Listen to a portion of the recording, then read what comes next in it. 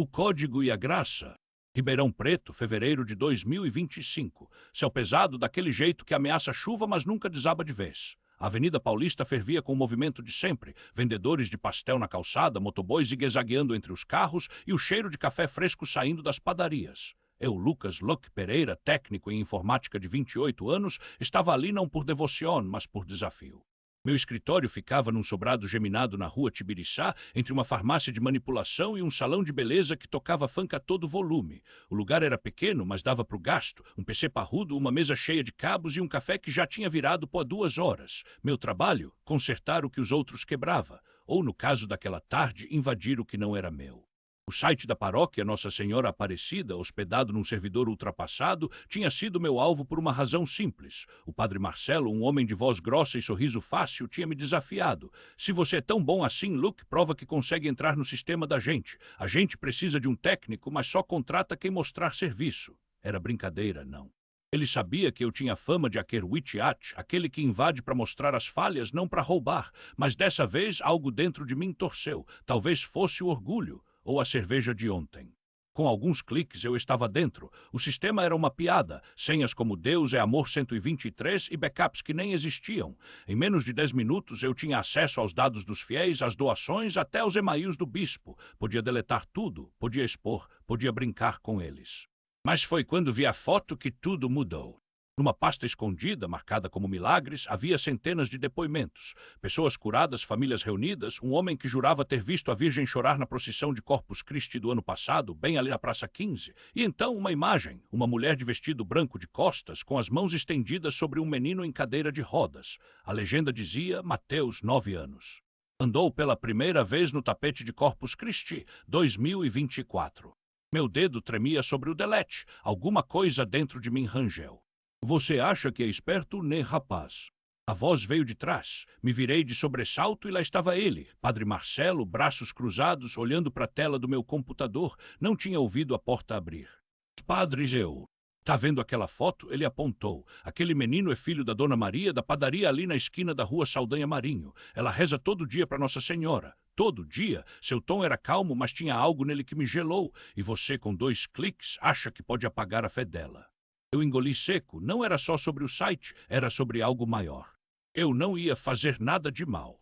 Claro que ia. Ele puxou uma cadeira e sentou. O mal não precisa ser intencional para ser mal. Você entrou aqui para provar que é melhor que todo mundo, para mostrar que pode. Mas e daí? O que você prova, afinal? Silêncio, só o barulho do ventilador e o funk abafado vindo do salão ao lado. Olha só, Luke, ele baixou a voz. Amanhã é o ensaio da procissão de Corpus Christi. A gente vai fazer o tapete na rua General Osório, como todo ano. Você vem. Não era um convite, era uma ordem. O tapete de serragem colorida se estendia por quarteirões, desenhando santos e cruzes com uma precisão que só a fé consegue dar. Eu estava lá, de braços cruzados, observando as crianças correndo entre os padrões, os velhos ajoelhados, as mulheres com cestos de flores. O cheiro de terra molhada subia com a brisa, e o céu, que antes ameaçava chuva, agora segurava um sol pálido, como se estivesse dando uma trégua. Você acha que é coincidência? Perguntou o padre Marcelo, aparecendo ao meu lado com 2 copos de café. O tempo abrir justo hoje. Acho que é sorte. Sorte é quando a gente não entende a graça. Ele tomou um gole. Olha ali. Segui seu dedo. Uma mulher de cabelos grisalhos, ajoelhada no meio do tapete, chorava. Ao seu lado, um garoto, o mesmo da foto, caminhava devagar, apoiado num andador. Não era uma cura milagrosa. Era luta. Era persistência. O último bait e a primeira fé. Eu não acreditava em milagres. Não até aquele fevereiro de 2025, quando o cheiro de café misturado ao incenso da procissão de Corpus Christi me fez lembrar que Ribeirão Preto não era só código e fios. Era gente, era dor, era algo que eu, na minha arrogância de técnico, nunca tinha parado para enxergar. O garoto do andador, o mesmo da foto que eu tinha visto no site da igreja antes de hackeá-lo, olhava para mim com uns olhos que pareciam saber demais. A mulher ajoelhada, sua avó, enxugava as lágrimas com o lenço bordado que trazia no bolso da blusa de tricô. Padre Marcelo suspirou, como se lesse meus pensamentos. Você veio aqui hoje porque está com medo, não porque está arrependido. Engoli seco, o café queimou minha garganta. O medo de quê?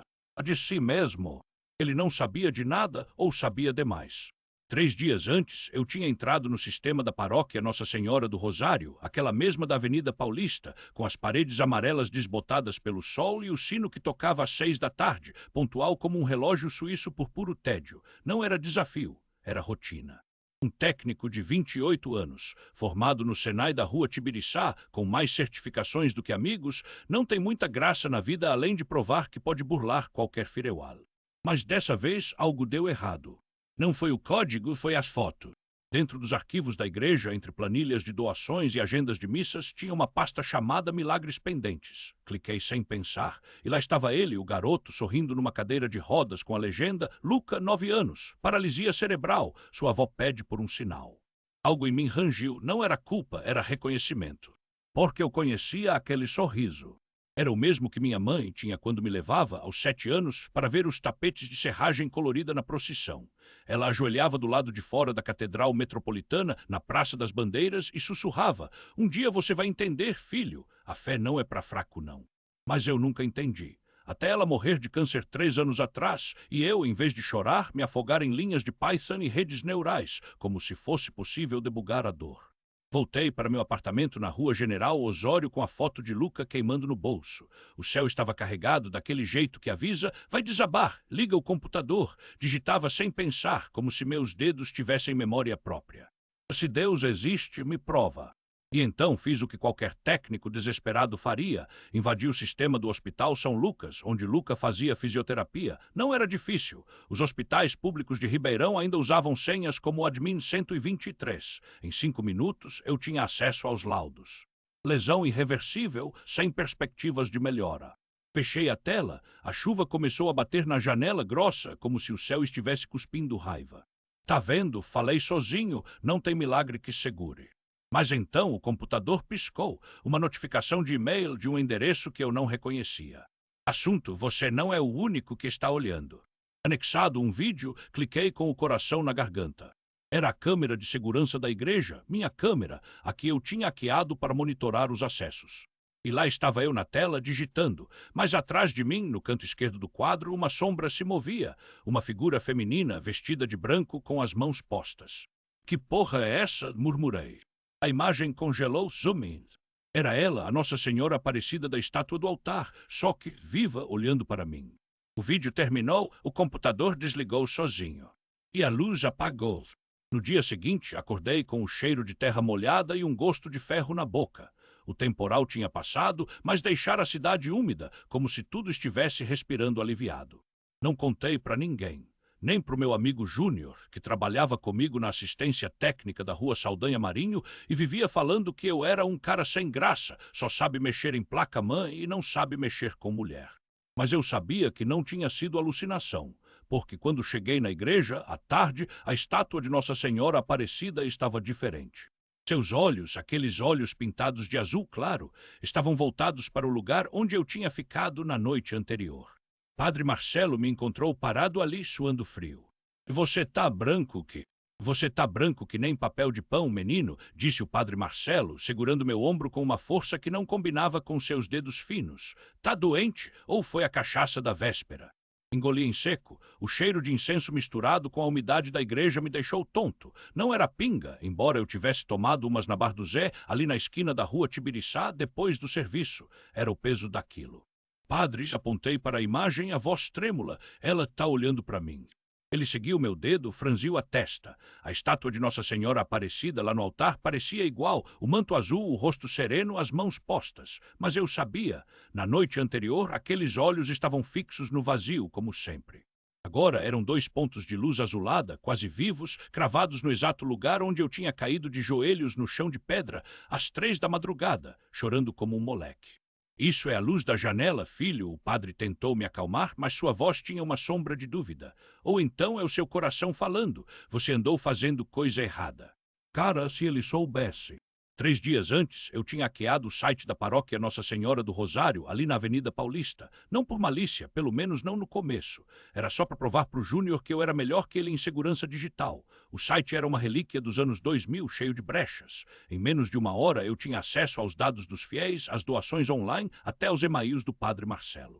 "E aí, gênio?" Júnior me cutucou, comendo um pastel de feira na Praça Carlos Gomes. "Conseguiu." Tá na mão, respondi, mostrando a tela do notebook. Até a senha do cofre virtual deles é Amém 123. Ele riu, jogando o guardanapo sujo no chão.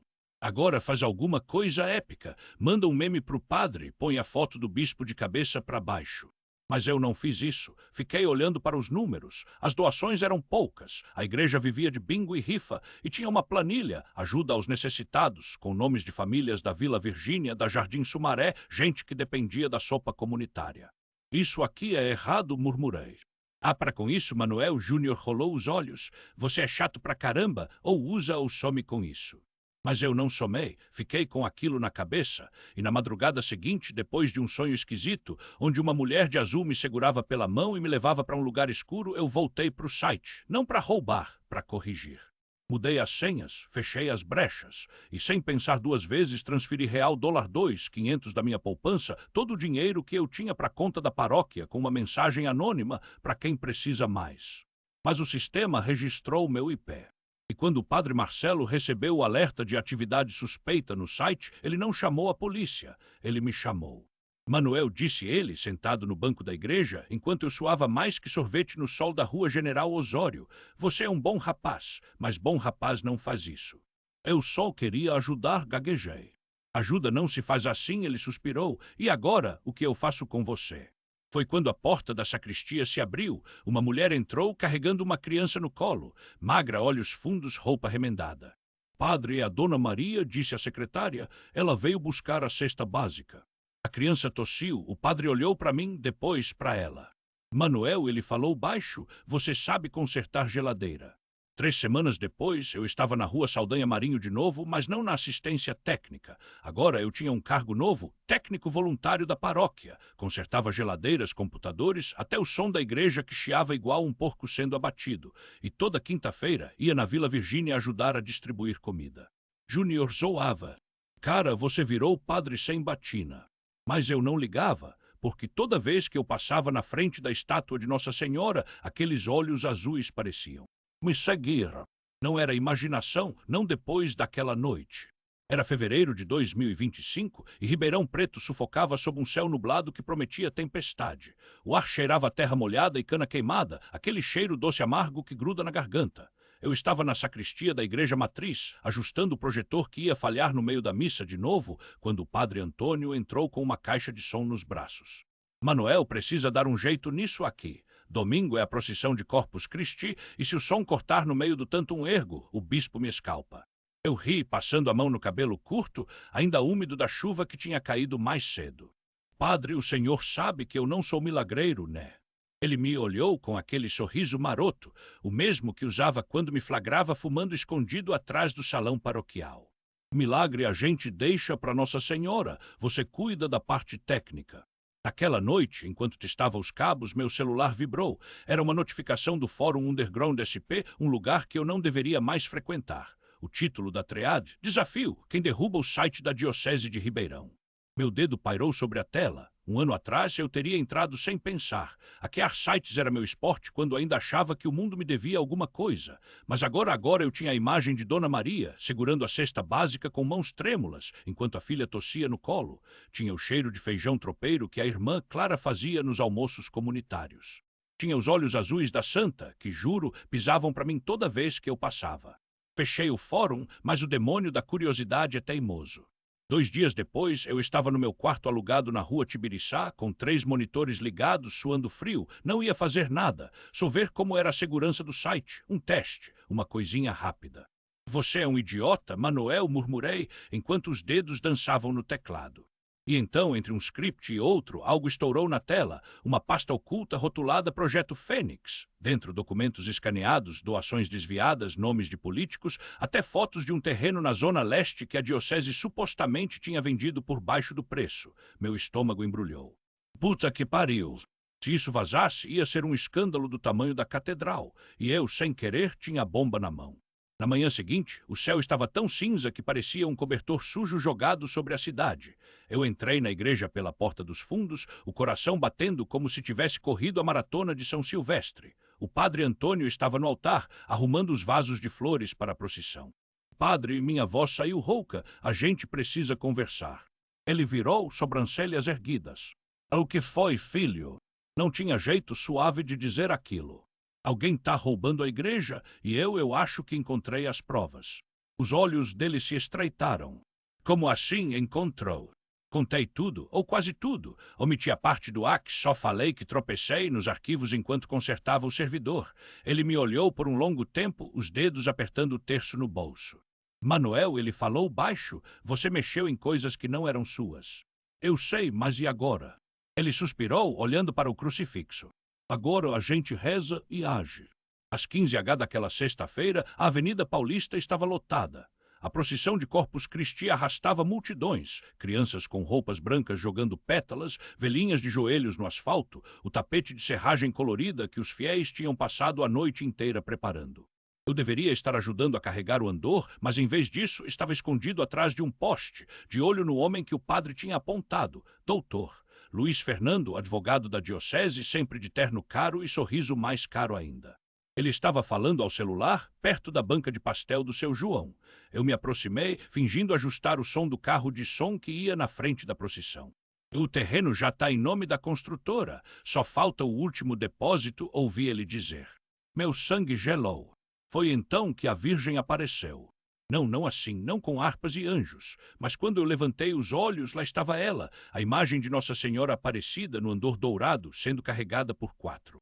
Homens suados de camisa branca, os pés arrastando no asfalto quente da Avenida Paulista. O céu, um manto cinza de fevereiro, pesava sobre Ribeirão como se pressagiasse algo, e pressagiava.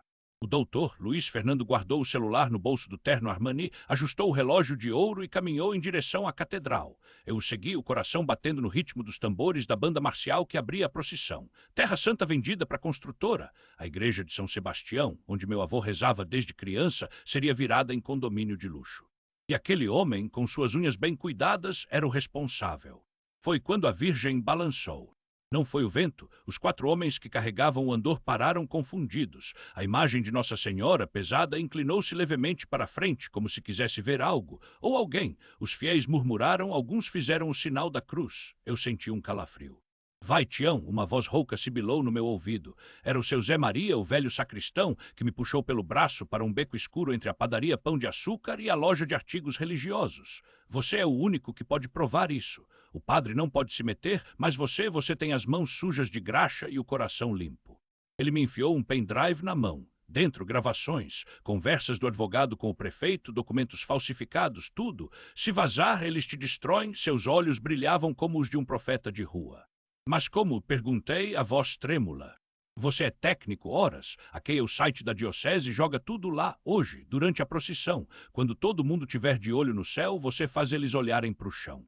O plano era insano, mas a imagem da Virgem inclinada, como se escolhesse aquele momento para me olhar, queimava na minha memória. Às 19h30, enquanto o bispo benzia o tapete de serragem colorida na Praça 15, eu estava no porão da igreja suando frio. O site da diocese era antigo, cheio de falhas. Em 5 minutos eu havia criado uma página oculta com os arquivos do seu Zé Maria e linkado no rodapé do site oficial. Doação de terras, transparência divina, escrevi no título com ironia amarga. Cliquei em publicar. No mesmo instante, o sistema de som da praça chiou, a voz do bispo foi interrompida por um ruído estático, depois por uma gravação distorcida. O terreno já está em nome da construtora, só falta o último depósito. Era a voz do doutor Luiz Fernando. A multidão congelou, alguém gritou, o advogado pálido tentou fugir, mas 2 homens da Irmandade o seguraram. O bispo, de rosto severo, fez um sinal para os policiais que acompanhavam a procissão. E então o impossível aconteceu.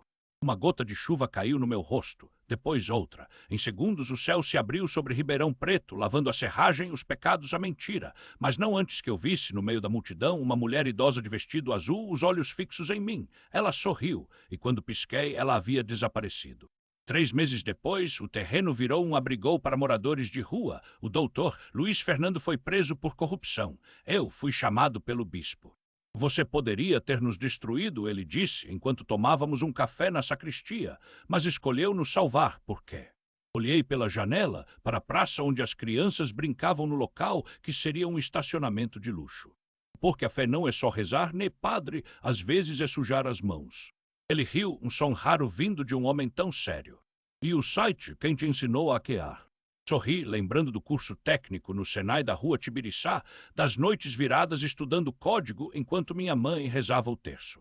A vida, e hesitei, uma senhora de azul que apareceu na hora certa. O bispo não perguntou mais, só me ofereceu um emprego, coordenar a digitalização dos arquivos da diocese, para que a próxima vez a gente não precise de milagres para encontrar a verdade.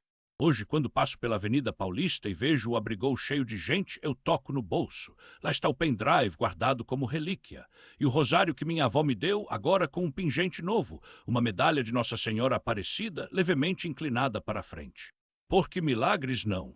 Descobri que os pequenos gestos podem salvar uma alma.